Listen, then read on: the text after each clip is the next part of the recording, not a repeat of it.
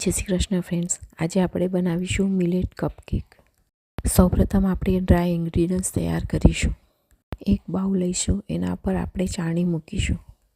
તેમાં આપણે ઉમેરીશું ઓટ્સનો લોટ, જવારનો લોટ, milk powder, cornflour, baking powder, baking soda ઉમેરીને બધું ચાળી લઈશું. તેમાં આપણે ચપટી મીઠું, બદામનો પાવડર તથા ફ્રેશ સ્ટ્રોબેરી અથવા તો ડ્રાય બ્લૂબેરી ઉમેરીને બધું મિક્સ કરી લઈશું.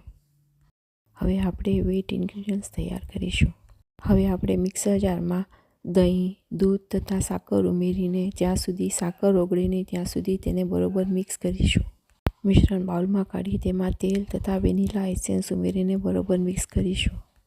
આ તૈયાર કરેલા મિશ્રણને આપણે ડ્રાય ઇન્ગ્રીડિયન્ટ્સના મિશ્રણમાં મિક્સ કરીને બરોબર હળવે હાથે મિક્સ કરીશું.